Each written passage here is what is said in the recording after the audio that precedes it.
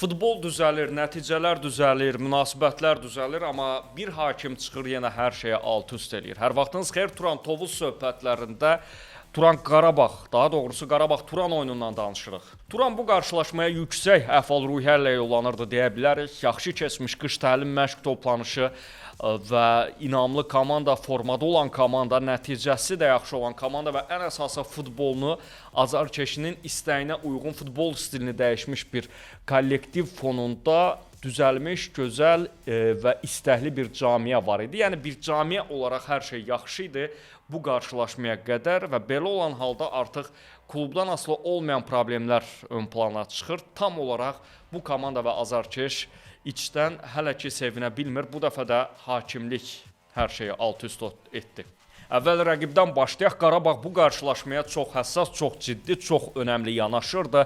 Onlar bundan öncəki Premyer Liqa maçında Kəpəzə məğlub olmuşdular və bu dəfə Qurban Qurbanovun komandasını səhv etmək haqqı yox idi. Həm də o dönəmdəki Sabah bütün futbol ictimaiyyətinə, bütün futbol camiəsinə çox sərt, çox qorxulu mesajlar verir və artıq demək olar çempionluğu Qarabağın əlindən alacam kimi bir iddiadadır və bu iddianı davam etdirmək mənasında bir çox komponentlərdə çox üstün, çox ciddi, çox istəklidirlər. Baş məşqçi futbolçular, heyət, hər şey bu komandada qaydasındadır və zirə ilə oyunda qeydə alınan bu tur nəticə istənilən rəqibi biraz daha silkələnməyə, biraz daha ehtiyat etməyə məcbur edir. Bütün bunların fonunda Qarabağ Turan oyununa 3 xal kimi baxırdı, 3 xaldan başqa heç nə düşünmürdü.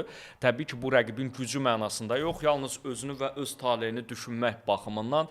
Ümumiyyətlə yanaşsaq, biz bəzi azarkeşlər deyə bilər ki, Qarabağ Kəpəzi məğlub etdiyi Qarabağı biz də çox rahatlıqla məğlub edə bilərik, amma elə deyil. Hazırda həm Avropa futbolunda, həm ölkə futbolunda hər oyun tamam başqa mentalitetdə keçir. Hər gün tamam başqa abu-havada klublar, futbolçular hər günü tamam başqa bir istəklə, tamam başqa bir fikirlərlə açırlar. Söhbət oyun günündən getmir. Ümumiyyətlə hər gün tamam fərqli mentalitet yaşanır deyə bilərik hazırki müasir futbolda. Bax, Turan Tovuz Qarabağ oyunu da o cümlədən vurğulaya bilərik. Eintrachtı məğlub edib Kəpəzdən oyuna çıxan Qarabağ başqadır. Liverpool səfərindən darmadağınla ayrılıb play-offu təmin edən və Premyer Liqaya köklənməyə çalışan, Newcastle-la oyuna qədər fasiləsi olan Qarabağ tamam başqadır. Bax, bu məqamı, əgər Kəpəzlə oyunu müqayisə etsək, bu məqamı mütləq ön plana çəkməliyik. Qurban Qurbanov Liverpool-la oyundakı heyətə bu qarşılaşmada güvənmişdi. Demək olar, həmin heyətin tamamilə burada meydana buraxmışdı. Turan Tovuz isə bundan çəkinmədi. Oyunun bütün dəqiqələrində, bütün hissələrində birinci hissədə nisbətən daha zəif futbol, ikinci hissədə daha inamlı görünsə də, ümumilikdə 90 dəqiqə ərzində əla idi deyə bilərik. Komanda futbolunu oynayırdı. Azarkeşlərin çoxdan arzuladığı, çoxdan həsrətində olduğu məsələ. İndi biz hələlik bu mövzuda bir fasilə götürə bilərik. Mövsümün sonuna doğru danışarıq ki, əslində baxımlı oyun stili yaxşıdır, yoxsa nəticəyə hesablanmış futbol. Təbii ki, baxımlı oyun daha yaxşıdır, amma klub üçün vacib olanı məncə nəticədir. Ona görə əgər baxımlı futbolla nəticə bir-birini tamamlamayacaqsa, azarkeş dili ilə desək, vur qabağa oynayıb nəticə qazanmaq daha yaxşıdır. Çünki bu il bu komanda Avropaya vəsiqə qazanmasa, mən düşünürəm ki, çox ciddi xəyal qırıqlığı olacaq. Çempionluq mübarizəsi davam edir əslində.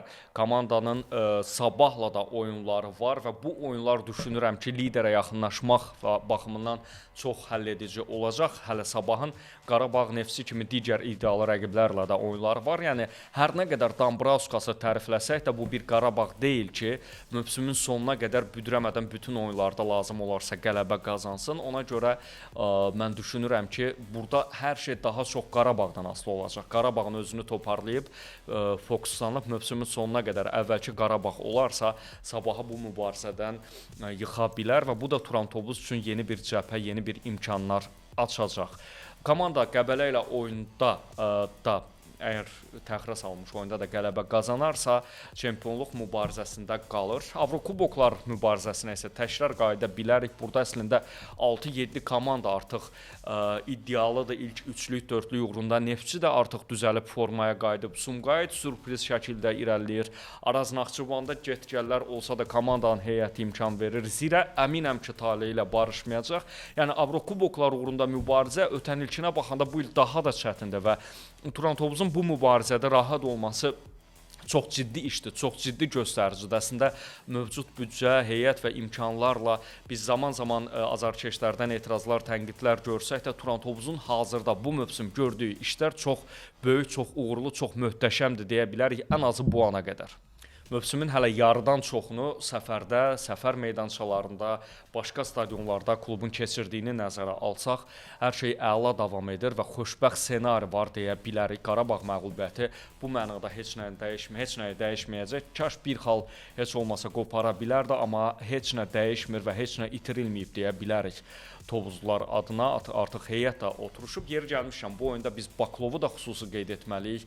Qapıcıya, qapı xəttinə yük düşən bütün oyunlarda bu qalkiper qapının nə qədər etibarlı əllərdə olduğunu göstərib. İndi bu oyunda ayrı-ayrı futbolçularda performans düşüşü görünsə də ümumiyyətlə Turantovuz elə komandadır ki, hər oyunu tamam fərqli atmosferdə keçirir. Bu oyunda 1-2 ad zəif görünür, amma növbəti oyunda o futbolçular daha yaxşı görünəcək, başqa adlar zəif görünəcək. Ona görə adlar üzərindən davam etmək istəmirəm, amma ümumilikdə ən əsası göstərirlər və ümid verirlər ki, topla oynayan, baxımlı futbol oynayan klub qurmaq, klub formalaşdırmaq mümkündür və bu mənada cəhdlər oluna bilər. Məşqçilər korpusu da sanki bu mövzuda xoşbəxtdir.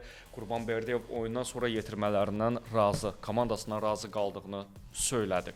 Əsas məsələ hakimlik. Bax, bu görüşdə ümumiyyətlə bir məqama mən ön plana çəkməyin tərəfdarıyam. Bax, azarkeşlər futbolun içində olan, futbolun camiyyəsinin içində olan, futbola daha fərqli baxan insanlarla bu mənada təmasda ola bilərlər. Onların fikirlərini səbr edib, gözləyib, sonra nələrsə danışsalar, fikir yürütsələr yaxşı olar. Məncə Qarabağ və Turan oynayırsa, Elçin Məsiyevin hansısa yuxarıdan uzadılan əllə Turanı büdrətməyə çalışması, ümumiyyətlə burada Qarabağın tərəfinin tutulması, Qarabağın çempion edilməyə çalışması kimi mövzular o qədər də real deyil, o qədər də doğru deyil. Əgər Turanın başqa klublarla oyunlarında bunu desəz, kifayət qədər həqiqət payı var.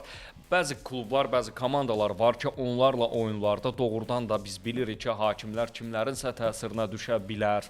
Hansısa böyük, hansısa maraqlı qüvvələr var burada Turantovuzu büdrətməkdə, amma Qarabağdan oyunda çox da real görünmür. Ümumiyyətlə bu klubların özünün də müəyyən səviyyədə dostluq münasibətləri var və ədalətli futbol hər iki tərəf üçün də vacibdir. Düşünürəm ki, Elçin Məsiyev burada biraz daha təsir altında qaldı, biraz daha çox Qurbanovun məşqçilər korpusunun Qarabağın o ağırlığı fonunda Turanın əleyhinə daha çox qərarlar verdi və yalnız meydanda olan o təsirlər idi ki, onun qərarlarında rol oynayırdı. Offside məsələsi çox ciddi müzakirə olunmalıdır. Yankoviçin qırmızı vərəqə almaması, Elvin əlinə dəyən epizodu əgər orada penalti olarsaydı, yəqin ki, heç kim Elçin Məsiyevi buna görə qınamayacaqdı. Bax, bu məsələlər müzakirə oluna bilər. İstənilən halda AFFA-nın açıqlamalarını gözləmək lazımdır. Artıq o işi də AFFA aidiyyatı qurum biraz yoluna salmağa, qoymağa çalışır. Bu mövsümün əvvəlindən Hakimlər Komitəsinin sədri hər tur sonrası hakim qərarlarını açıqlayır. Buna qədər olduğu kimi səhv olduğunu, hakimin səhvlər etdiyini etiraf edəcəkmi? Buna qədər bir neçə səhv etiraf edilib. Ümumiyyətlə isə kaş hakimlər bunu etməzdi, kaş futbolumuzda belə damğalar olmazdı və biz baxımlı futboldan, yalnız futboldan və ədalətli mübarizədən danışardıq deyə bilərik. Turantovuzla bağlı fikirlərimizi toparlayacaq olsaq, əla davam edir hər şey. Bir daha qeyd edim, növbəti rəqib Karvandır və yaxşı nəfəs almaq üçün bu oyun vacibdir. Bu oyunda qələbə vacibdir. Bu qarşılaşmada hətta bol qollu qələbə baxımlı futbolla əgər bir ciddi problem yaşanmasa, Turantovuz ev sahibi kimi meydanda olacaq və o törtüyündə Azərsun Arenada oynayacaq. Karvanı məğlub edib əhval-ruhiyyəni və psixoloji inamı kanalını daha da gücləndirmək olar. Turan Tovuzla bağlı söhbətlərimizi izləyin, ümumiyyətlə kanallarımızı izləyin. Turan Tovuzla bağlı hər il, hər oyundan sonra ənənəvi söhbətlərimizlə yanaşı mütəmadi multimedia layihələrimiz ayrı-ayrı qısa video formatlarda təqdimatlarımız da olacaq. Sportbox kanalını TikTok, YouTube, Instagram, Facebook bütün səhifələrini izləyin və ölkə futbolu ilə bağlı görünən, görünməyən çox vacib, çox xüsusi məqamlara toxunacağıq. Hələlik.